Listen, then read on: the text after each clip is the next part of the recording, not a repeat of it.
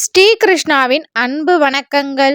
மாசி மகத்தன்று குழந்தை பாக்கியத்திற்காக காத்திருப்பவர்கள் இந்த எளிய பொருளை தானம் செய்ய மறக்காதீர்கள். அது என்ன பொருள், தானம் செய்யணும், எப்படி தானம் செய்யணும் அப்படிங்கிறத பற்றி தான் இந்த வீடியோவில் தெளிவாக நம்ம பார்க்க போகிறோம்.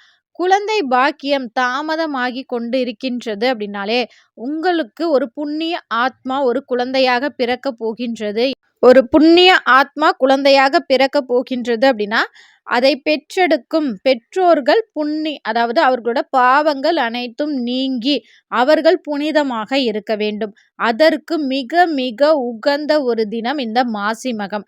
மாசி மகத்துல தம்பதிகள் புனித நதிகளில் நீராடலாம். அதாவது உங்க வீட்டுக்கு பக்கத்துல இருக்கக்கூடிய ஆறு, குளம், கடல்கள்ல நீராடி அந்த நீராடும் போது சொல்லிக்கொண்டே நீராடுங்கள்.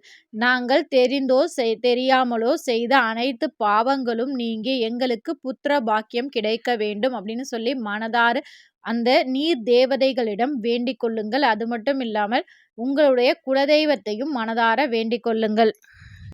வேண்டிக் கொண்டு உங்கள் வீட்டில் உங்கள் குலதெய்வத்தை நினைத்து முதல்ல இலுப்ப எண்ணெயில் மண்ணகல் தீபம் ஏற்றி வழிபாடு செய்யுங்க. அதற்கு முன்னாடி உங்களால் முடிந்த உணவுப் பொருட்களை பசுவிற்கு, காகத்திற்கு வையுங்கள். ஏன்னா இந்த நாளில் முன்னோர்களுக்கு தர்ப்பணம் கொடுப்பது அப்படிங்கிறது ஒரு வழக்கத்தில் இருக்குது. இந்த நாளில் நம்ம முன்னோர்களுக்கு தர்ப்பணம் கொடுக்கும்போது நம்ம 7 ஜென்ம பாவ வினைகள் நீங்கும், நம்ம முன்னோர்களோட ஆத்மா சாந்தி அடையும் அப்படிங்கிற ஒரு ஐதீகமும் இருக்கின்றது. அதனால் தர்ப்பணம் கொடுக்குற வழக்கம் இருப்பவர்கள் தர்ப்பணம் கொடுங்க. தர்ப்பணம் கொடுக்க முடியாதவர்கள் காகத்திற்கும் பசுவிற்கு ஆண்கள் அகத்திக்கீரை வாங்கி கொடுப்பது, வாழைப்பழம் வாங்கி கொடுப்பது, காகத்திற்கு உணவுகள் வைப்பது, இது அனைத்துமே முன்னோர்களின் ஆசீர்வாதத்தை பெற்றுத்தரும். இவர்களுக்கு இதெல்லாம் வச்ச பிறகு உங்கள் வீட்டில் இலுப்பெண்ணெயில் மண்ணகல் தீபம் உங்கள் குலதெய்வத்தை வேண்டி ஏற்றுங்கள். ஒரு குழந்தை பிறப்பதில் தாமதம் ஆகுது அப்படின்னாலே இந்த இருவரின் அருள் நமக்கு கட்டாயம் தேவை. இந்த 2 விஷயங்கள், ஒன்று குலதெய்வத்தின் அருள் இருக்கணும், இன்னொன்று முன்னோர்களின் அருள் இருக்கணும். இந்த இருவரின் அருளை பெற்று தரக்கூடிய ஒரு அற்புதமான நாள் தான் இந்த மாசி மகம். இதை யாருமே தவற விடாதீங்க. இந்த விளக்கெல்லாம் ஏற்றி முடித்து தம்பதிகள் எளிய உணவுகளை எடுத்து, அதாவது பழங்கள் மட்டுமே எடுத்துக்கொண்டு விரதம் இருந்து நீங்கள் இந்த நாளில் முருகப்பெருமானை வழிபாடு செய்வதனால உங்களுக்கு அழகிய ஆண் குழந்தை பிறக்கும் என்ற ஐதீகம் இருக்கின்றது.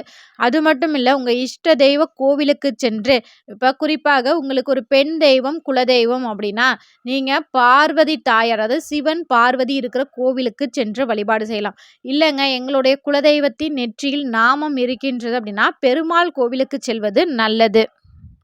உங்கள் இஷ்ட தெய்வ கோவில், அதாவது உங்கள் குலதெய்வத்தின் எந்த பெருந்தெய்வத்தின் அம்சமோ அந்த கோவிலுக்கு செல்லலாம், அல்லது உங்கள் இஷ்ட தெய்வ கோவிலுக்கு செல்லலாம்.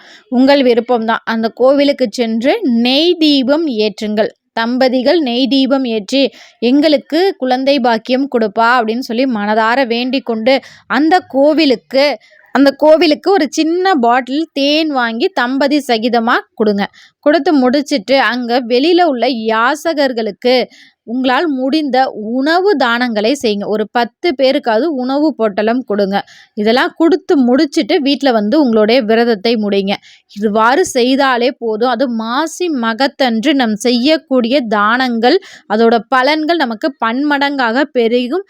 கண்டிப்பாக உங்களுடைய வேண்டுதல் அந்த தெய்வத்திடம் கேட்கும். உங்களுக்கு கூடிய விரைவில் குழந்தை பாக்கியம் கிடைக்கும். இந்த வீடியோ உங்களுக்கு பயனுள்ளதாக இருந்தால் மறக்காமல் இந்த வீடியோக்கு ஒரு லைக் பண்ணி உங்கள் ஃப்ரெண்ட்ஸ் அண்ட் ஃபேமிலிக்கு இந்த வீடியோவை ஷேர் பண்ணுங்கள். இது உங்கள் ஸ்ரீகிருஷ்ணா யூடியூப் சேனல். நன்றி, வணக்கம்.